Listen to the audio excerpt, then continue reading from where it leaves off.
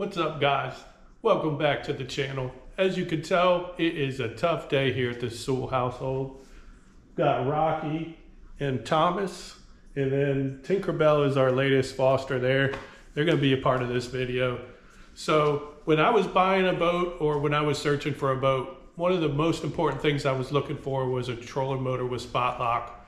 I've got a Minn Kota Ultrex, and it's probably the most important piece of equipment on my boat. That spot lock is awesome, and that Ultrex has been pretty much flawless. I think the only issues I really had was related to when I put it in a recessed pan with poor drainage. It was first sitting in some water, and it was really bad for the components on it.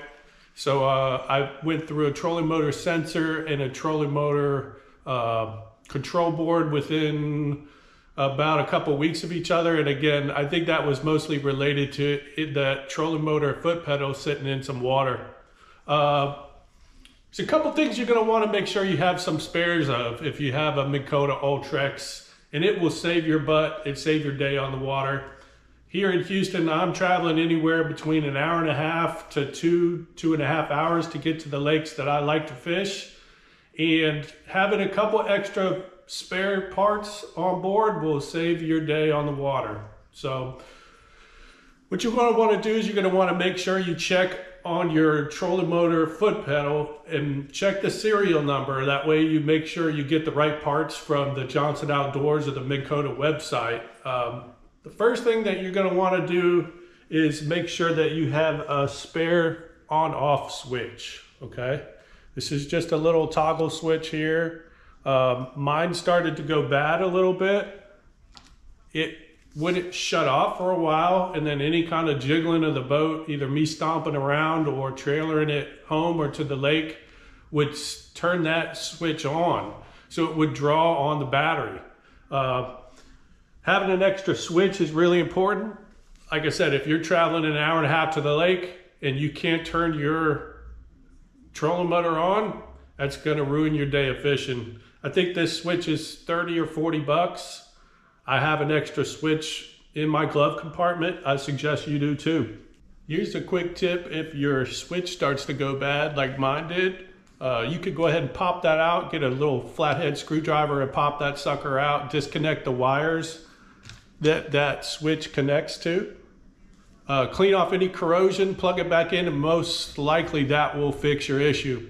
Second thing that you're going to want to make sure that you have spares of is an extra trolling motor prop and shear pin. This prop is 20 to 30 bucks depending on where you get it and the size of the propeller on it. I haven't had to use this yet. Mine came with the boat, but I have saved a buddy's day of fishing who broke his trolling motor prop. I just let him borrow mine, and then he gave it back, or got a new one for me and gave it back to me at the end of the day. The last thing that you're going to want to make sure you have is an extra latch bar. This is something that people probably won't think too much about.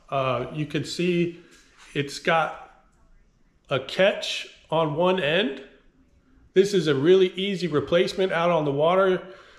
Most likely if you break one of these, you've got some kind of force that's hit the trolling motor from below and it snaps it. You'll have a piece of this latch bar still left in place. Just make sure that you watch how it slides in, and then you knock that old one out and you slide the new one back in. This latch bar is $2.50, and what happens is if this breaks, this latch bar keeps it in the deployed position. So if you hit that trolling motor anything over a level 5, what will happen is that trolling motor will lift up out of the water while you have it on, and it'll come slamming back down when you turn it off. So I had one of these break on Nakanish. I hit a log pretty good, and thankfully it was towards the end of the day, and you know, it didn't ruin my whole day's worth of fishing, but I've got 2 of these on board now. Hopefully these 3 things, having extras of them, will save your day of fishing. If you find this video useful, be sure to like, comment, and subscribe.